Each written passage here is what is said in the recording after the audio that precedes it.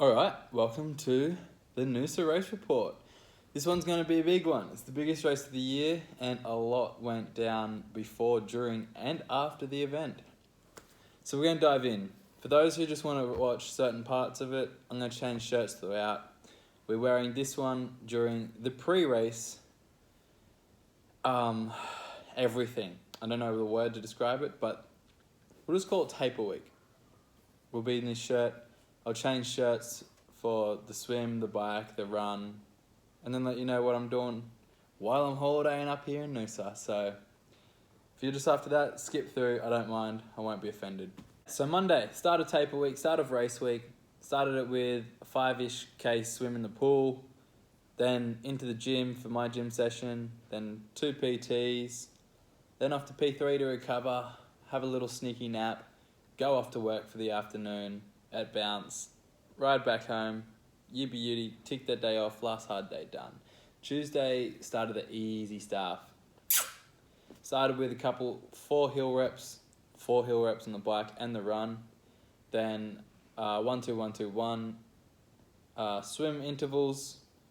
That was good. It was all sweet. Did some yoga, had a smoothie or pancakes, I forget. But that was good. Day was great. And then right before I started work, I had some leftover dark choc chips that had been in the fridge for a few weeks. And I was like, oh, yeah, finish those off. Have a nice chocolatey taste to start work. Will be sweet. Just went, downed them. And for some reason, as soon as I swallowed them, I just felt this little tickle right here in my throat. Went into work. They're doing some upgrades. They're doing some gluing, some carpet, like fake grass stuff in this one area, and it smelled quite strong. So I thought I must have been reacting to the smell. My nose was playing up. My breathing systems were feeling a bit off. The tickle was still there. I only had 1 drink bottle to sip on while I was walking around watching everyone bounce. And I was like, this isn't a good feeling in my throat. This is not great. Finished the night, got home. My nose was a little blocked and I had to use the toilet a few times to blow some snot. And then I woke up Wednesday in almost pain, more achy than pain related, I guess I would describe it as. Just my bones ached and I didn't want to move and I couldn't breathe properly through my nose and I was just, oh shit, the man flu's got me. And that's basically what happened. My alarm went off. I was like, yeah, nah. Mickey's alarm went off. She got up. I was like, yeah, nah. Thankfully, because she is amazing, she made a whole bowl of oranges and some rock melon. We had one leftover celery juice from her juice cleanse she did the other week. And by the time I got up, it was like 9:30. So I had a proper 12-hour sleep. I got up. I don't know what I did. I think I had a cold shower. Oh yeah, and then I tried the neti pot. I videoed my day for you, so this will help. I did the neti pot thing. If you don't know what that is, it's a little pot. It looks like a little genie's bottle that you'd rub, but you fill it with warm water, add some salt, mix it round, put it in this nostril, and apparently the water's meant to come out this nostril. Apparently.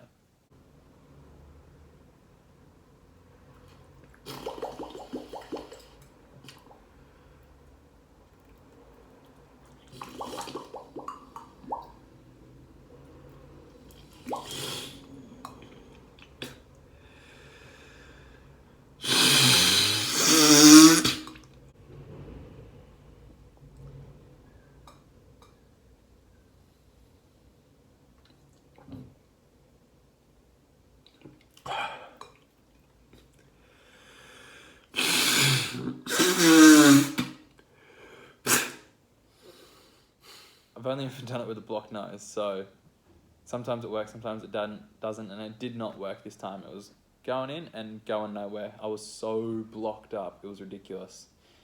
So I tried that until I used up all the water. It was a couple minutes worth. As you've just seen, it was a mess. Snot everywhere. It was going in. Sometimes, actually, by the end of it, it was going in my nose and coming down my throat rather than out the other nostril. It was blowing bubbles back up through it. It was a disgusting mess. But it made my nose run and I got to blow out a fair bit of snot through that. So that was great. Then I went down to the beach, get some vitamin C, vitamin C from the ocean as well, vitamin D from the sun, eat my little bowl of oranges, drink that last celery juice, just pump myself with as many vitamins and minerals as I could, sipped on the juice.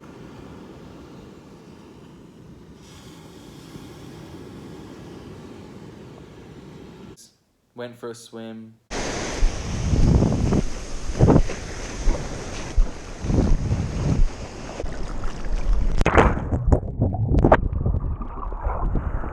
Snot rockets, caught some waves to try and get tap nose going like I always happen when I get in the surf and out of the surf. And then came back in, ate the oranges, went for another swim, flushed it out.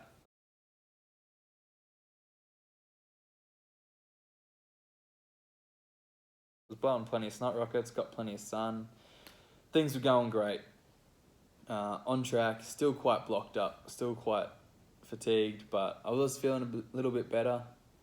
I don't know what I did after that, but then eventually in the day I went off to P3 and I used the sauna.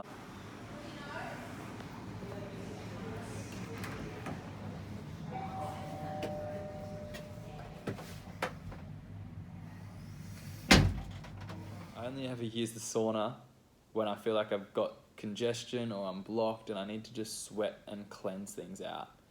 So Mickey and I jumped in the sauna for about half an hour or so. That was great, sweated it out. After the sauna, we did the cold pools a few times, just pump the body through, get the blood going, flush everything out, whatever is trying to go on in me, I'm just trying to kill it and get on with my life, breathing through my nose. So then we got home. Mickey made a really yummy something. My memory's not too good.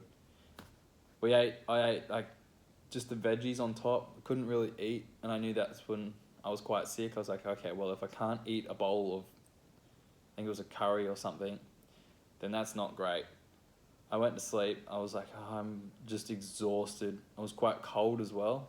So I was running a temperature, couldn't blow my nose, I couldn't breathe through my nose. I was blocked up, congested, exhausted, achy, tired, cold. I'm never cold. I wasn't hungry. I'm always eating. And I was like, right, I just need to rest. So I just went to bed. Didn't eat the rest of dinner. Woke up the next morning. Just had a whole bottle of water as we were going down to our cacao and breathwork session.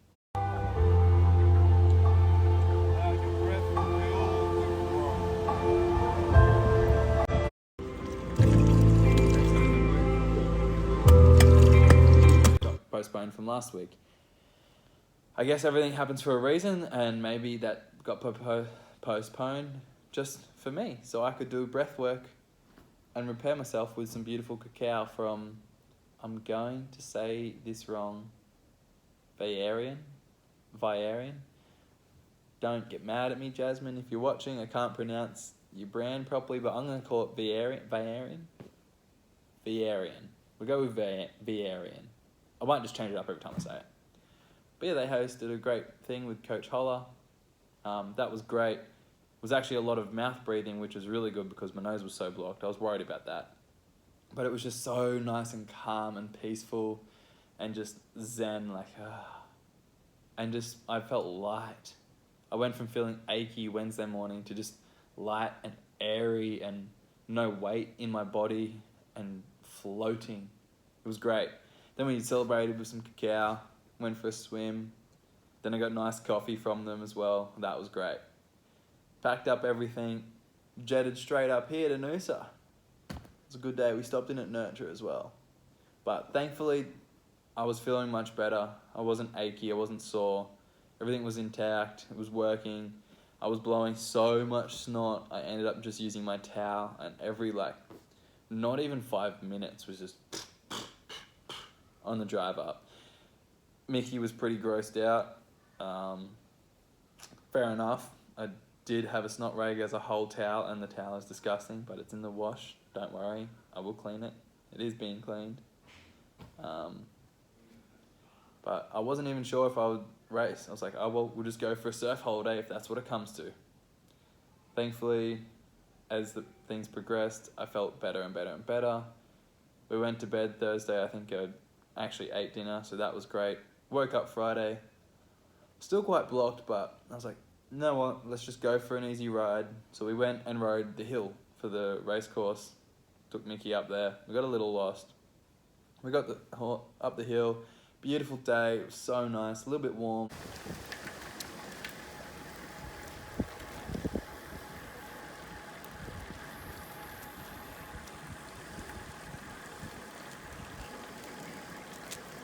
But it was good, just blowing some solid snot rockets. Because I figured that I always blow snot rockets when I ride or run or swim.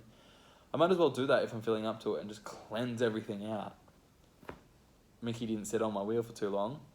And fair enough too, because there was a lot of snot coming out. It was insane, but it was great. We then went for a quick little surf. We did some yoga. We just hung out, chilled out. And then things turned. I'm going to edit this quite heavily because I'm quite a passionate dude. I'm holding back a lot to keep it politically okay. I got a phone call from the cops. I always have my phone on Don't Disturb, but for some reason, I turned it off Don't Disturb. I don't know when, but it just wasn't, I didn't have Don't Disturb on. Somehow the cops called and I answered. One of the cops from up here at Noosa was like, "Is this Travis Coleman?" I was like, "Who's asking?" And then he said who he was, and I was like, "Yep." And he was like, "In contact with you as of COVID breaching during your training for the Noosa Triathlon." And I was like, what? What are you on about? Like, what? So several members of the public had put in complaints through Crime Stoppers about yourself going into New South Wales to train and then coming back in through to Queensland without the necessary exemptions, this, that and the other. A long story short, someone or he used the word numerous. Could be one, could be two, who knows, could be one person the whole time. Whoever you are, I really hope you're okay mentally, because to do something like what you've just done is so wrong on so many levels. And I genuinely hope you're okay. I was quite frustrated. I still can't get my head around that someone would call Crime Stoppers for me going for a run and accidentally running through the wrong side of the border.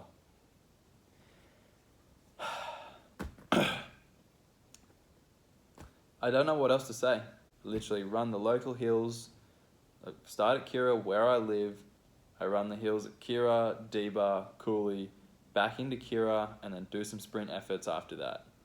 And someone decided that that should be against the law, and they called Crime Stoppers numerous times about it. Gold Coast Police then tried to get in contact with me, or they then found out I was in Noosa. Apparently they were told I was in Noosa, and that was the issue, that I'd crossed the border and wasn't quarantining, and I was on holidays in Noosa for the Noosa Triathlon, and how dare I? Because some people can't go to weddings or funerals or whatever, and apparently that's my fault because I accidentally ran through the border. It is not my fault. That is the tyrannic laws that the government are trying to in place right now, that if we don't do anything about, are just the beginning. Just the beginning. This is nothing compared to what happens if we just blindly follow what we're told. If you want to look at any example on this as evidence, look at any moment in history where we've been told something and it's been found out wrong. Cigarettes. Doctors smoke Camels. Oop, fuck. Cigarettes aren't good for you. Disregard that. We'll still sell them at a higher price. We'll tax them heavily and make heaps of money off you. We'll still sell them to you. But you shouldn't have them. Alcohol. Oh shit, that's like the 6th or 7th cause of death-related injuries and hospitalization. We'll just still advertise that because they're still yet to come out and say how bad it is for you in mainstream media and everything. Oh, don't even get me started on the meat, dairy, eggs, and animal agricultural industry. We all know that red meat, anything that has a face or had a face, is carcinogenic to you. If it didn't grow from the ground or fall from the sky, do not put it in your body. Simple. It has a face, let it sing, let it breathe, don't eat it. So many things are wrong. I mean, all you got to do is go back to old mate doing these ones. It's the same laws that are in place now. Look at North Korea. Look, tell me the difference between North Korea and North Korea. Honestly, I don't know. To the person or the people that think it's okay to call Crime Stoppers on someone going for a jog along a footpath, to the police officers that think it's okay to issue a $4,000 fine for that, to anyone who doesn't stand up against that, I don't know what to say that's positive towards you. Other than I really, really hope you're able to pull your head out of wherever your head is at and realize that that is not okay to judge people like that and treat people like that. But yeah, so that pretty much ruined our afternoon. I was got ready to have a nap, but that happened. We went for a walk, we watched a movie, cleaned that out of our system, and then it was a new day. It was Saturday. Beautiful Saturday. Mickey went for a ride, I went for a little ride, did some little efforts, felt really good, blew a heap of snot out. Went for a little jog, blew a heap of snot out, felt really good. My new shoes, I'm going to do a little bit on my new ons as well, so stick around for that. Amazing. Amazing. They're so good. Oh my God, I've honestly never put my feet in a better shoe in my life. It's insane. I love them so much. And I'm still not sponsored by On. I will be one day. I will be sponsored by On one day, but at the moment I don't have a shoe sponsor. And I only run in On. I will get a shoe sponsor. And then I went for a little swim and I actually felt really good. I was like, oh sweet, I feel really great today. This is awesome. Mickey and I went for another quick little surf. Just hung out, chilled out. We watched the women's crit, the Noosa Bolt, the men's crit. It was sick. Got fully pumped up. Came in, had everything ready. I'd racked the bike, registered all the stuff, stick it up, fueled up, watched another movie while having dinner, smacked a garden of vegan spag bowl or two, plus extra pasta for dinner, so we were loaded. Went to bed and feeling good for the next couple hours for the day. Look out. Right, so welcome to the race day part of this big vlog. It might end up uploading as 2 sections, who knows, but it's race morning. I'm up at 4 o'clock. This hotel is directly across the road from Transition, so it was sick. Massive shout out to my parents for letting me come and use it when they couldn't come up because they're stuck in New South Wales. Got up 4 o'clock, had my cold shower, put my race numbers on, still got my tats on. Look out, Mr. Tattoos here. Had my Cliff Bar, rolled out, got my water ready, had everything ready, packed, and just literally had to go put everything down in Transition and then start getting ready. So it was great. Walked downstairs, went to Transition, came back, went to the toilet, went for my little warm-up jog thing. That was great. And then came back up, dropped that stuff off, grabbed my swimmers, went down, and got ready to race. I was feeling really calm, stress-free, chilled out. It was sick. Got down there, race support, weather was great. Swim had changed a bit. It was actually just straight out, turn around, come pretty much straight back to shore. But it was beautiful. The swim was, oh my God, the water was insane. At like one of the furthest points out, you could see straight down, and it was about as blue as this. It was more blue than this blue pillow. Insane. You could see the bottom. It was amazing. Not that I should ever see the bottom unless I'm leading the race, because that means I'm not on someone's feet. I'm not sure what happened, but I just had a split moment where I was like, wow. Back in the feet. But it was sick. I had a really good start. Where's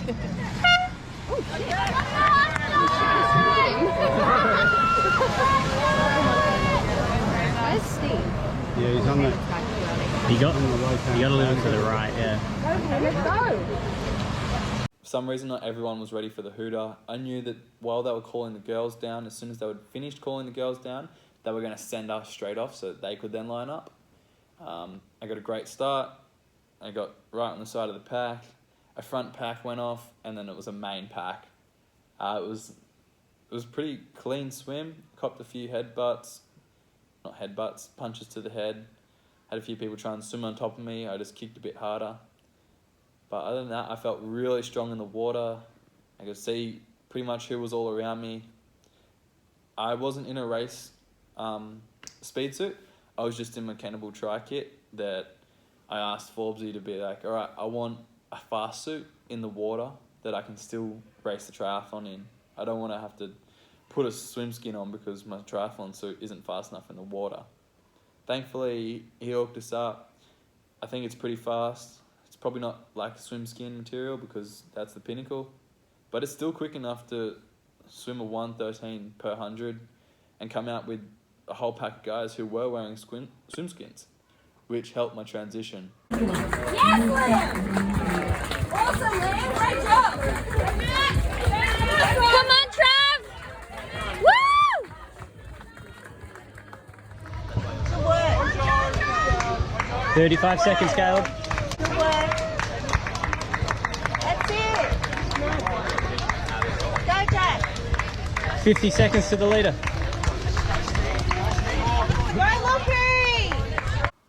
I don't know what position I was coming out of the water, but I was about mid-pack of the second pack in amongst all the lads. We ran out, got to our bikes. All I had to do was put my helmet on, grab my bike and go. I called up to the guys who were leading that second pack, straight onto the bike. So don't forget to give our professional men a huge cheer as they head out in transition. 25 seconds, go! Go, John! Go, John, John! Josh Ferris, son of Mick Ferris. Great to see him here racing today. We've got Caleb Noble also making his way out, Travis Coleman. Now we've got all the huge group here now. Steve McKenna, all the way from Adelaide. Big Sammy Benton. So this is a very big group of men. Tim Van Berkel. Great to see Tim Berkel racing.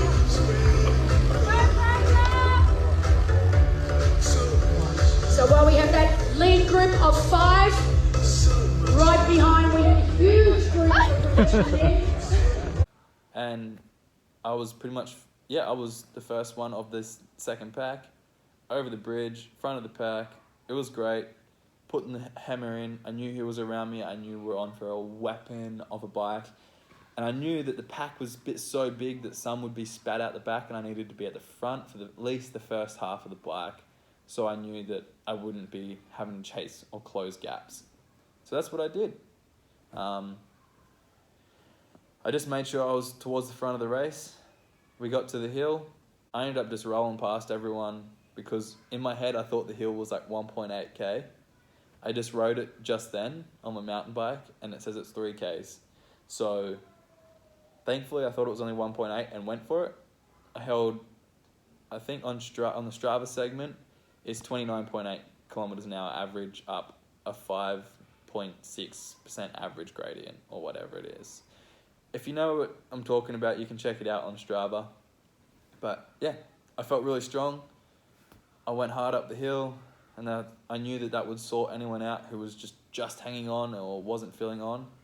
We dropped a few, so that was great. Shortened the pack to just the guys who were going to work. And that was it for my turns on the front for the bike. You beauty. Perfection of a race plan. It's good when it all comes together, because sometimes it doesn't, and that sucks. We hit the turnaround. I had my second gel. I had my first gel at the start of the bike. While I got on, went for it, put my shoes in, had my gel, had a few guys come past, and then worked in the train. But yeah, the guys rolled past. Walshy and McKenna just wanted to lead. So they did. They just put the hammer down. We all went with it. I would have been happy to swap like 1K turns and get like a bit of a pack going, but who knows, that might have been able to catch the front pack of 6, but they were working well together as well. If they hadn't worked well together, we would have caught them for sure. But they were on, we were on. We closed the gap from about 50 to 30 seconds. So that's pretty cool. We averaged 43.2 or 4, something like that, km an hour. I hit 92 km an hour down the hill. I probably should have been a bit smarter, but I just decided to go for it anyway.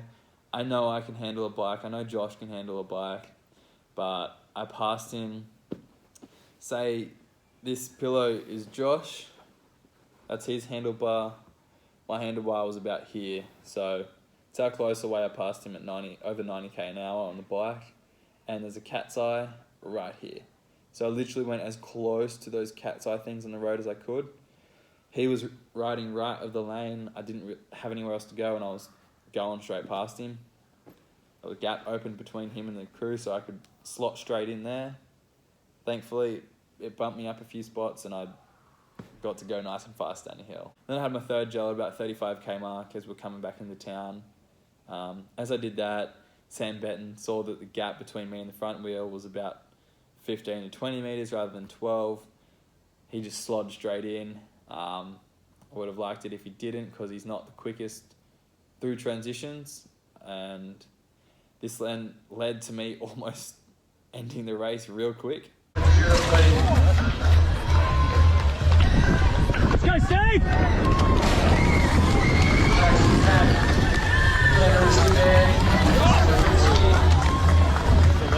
Good stuff, Caleb. I deliberately tried to overtake him so that I didn't get stuck behind him, running to the bike, and Fraser Walsh must have been just a bit cooked from the bike, or I don't know. He just about stacked it.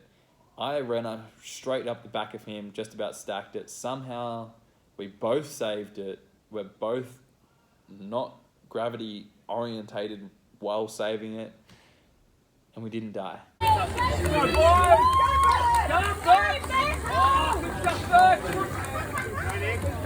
on, Trav! Woo! We were able to safely get to our shoes. A little gap opened. Lorkie got a great transition. I had a really good transition, I think, after considering I was at the back of that pack and almost fell over. Got my shoes on, got out of there real quick. It was Steve, Josh, Jack, Nick, Burks, and I. Burke wasn't running as quick as the guys. I tried to pass. I couldn't. It was too narrow. It opened up a little bit, and I was like coming through and just gave him a nice little shoulder to let him know I'm coming. He let a gap open. I sprinted up to close the gap, and confidence changed the game. I was like, all right, let's just go with the boys, see what happens. These shoes are magic. Let's get into it. Go, Josh! Go, Josh!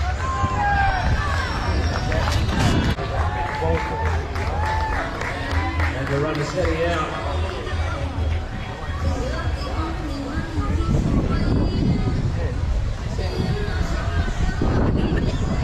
What am I getting on there, guys?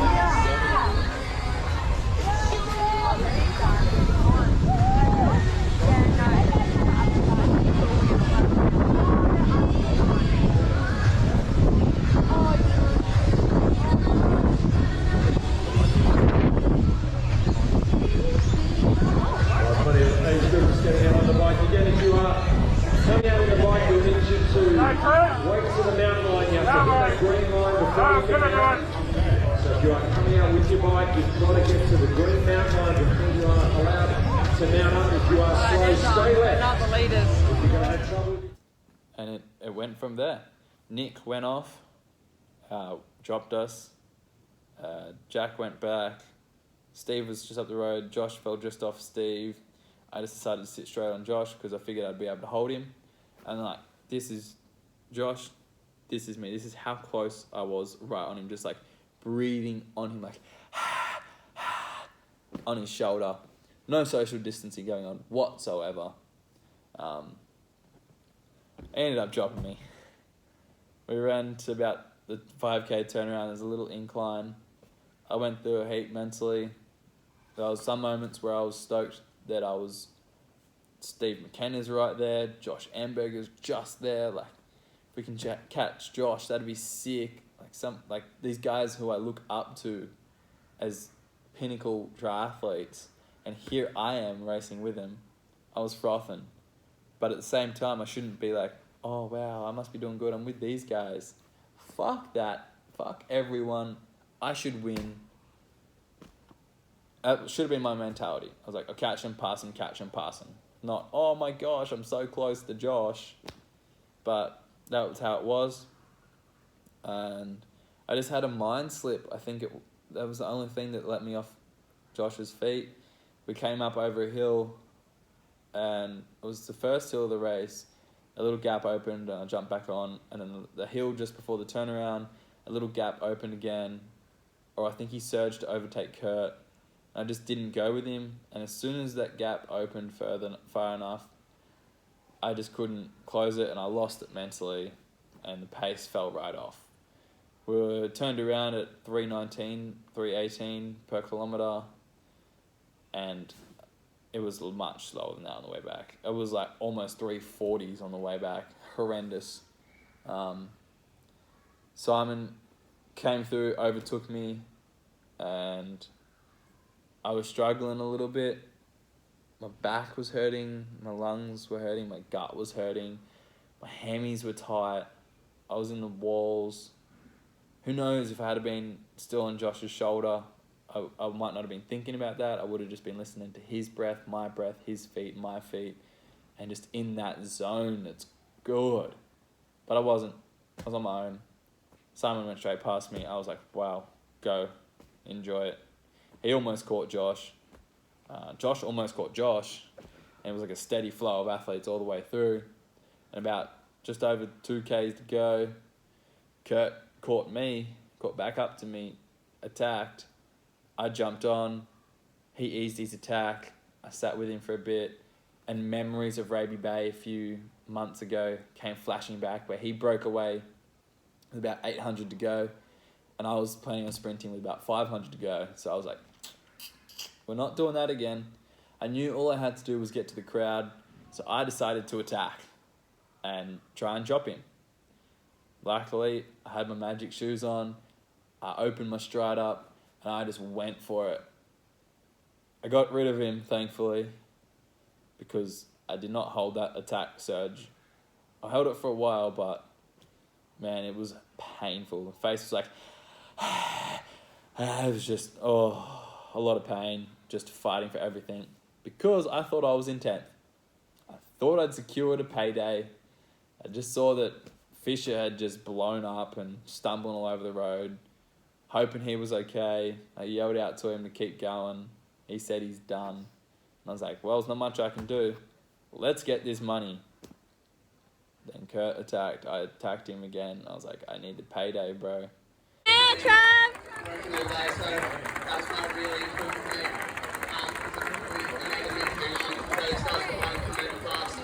Luke, you are, it kind of just takes the edge off you if you've been working all day, so that was kind of really important for me.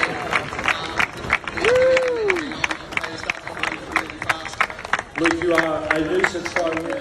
Well done, and welcome to the Noosa Tri-Champion Club. You know, I love what Luke said. These young guys grow up, they see the likes of Craig. Crossed the line, cheering, thinking I was going to get some money. Turns out I got 11th. I was 30 seconds behind getting some money. But hey, I don't do it for the money. I do it because I love it. It would just be amazing to get rewarded financially, because there is no financial gain in this sport. It's just financial withdrawals. But it was an amazing race. According to Noosa, I ran a 33 flat. I don't know what pace that is, but I think I had 3:25 on my watch, but I also had 10.5k run on my watch. The bike was great. That was definitely a PB on this course. Probably my fastest ever Olympic distance race on the bike. My swim was really good. I'm happy with my transitions. I just nailed everything, except only thing I think that let me down was that sickness through the week and unable to hold that top end speed all the way through the race. Otherwise, who knows, I could have come 6th or 7th, or 8th, whatever. Who knows? but at least I know I'm in great form. Now that I'm better as well, I'm fit, I'm fresh. I've got Rabina in 3 weeks, 2 weeks of training in amongst there, some recovery days still, and then some takeaways, and we're on. But yeah, massive thank you to my parents for letting me use the accommodation still, Michaela for just putting up with everything and always being there and super supportive.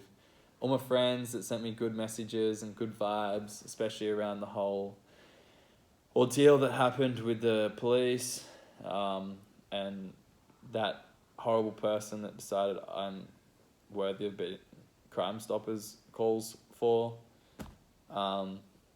Massive thanks to all my sponsors, for TLR for my wheels, Garden of Vegan for my food, for Brett for helping me do all my breath stuff, for Joey for the gym, Cliff Bar for just feeling me so good, Osteozone, Tracy just making sure the body's fine. I will be back in very shortly because I'm sore. P3 for helping me recover. Everyone behind the scenes, the race organisers, officials, the other races, the cheer support, the crowd. The crowd is my favourite part of this race, and that it's a whole day, and Noosa is beautiful. But I'm just stoked, living on a dream. Woke up this morning, had some yoga, went for a surf, came back, had some food, went for a mountain bike. That was sick. I might even upload some clips if I can get them off the GoPro. The GoPro wigged out during the ride, so I got some stuff, didn't get all the ride.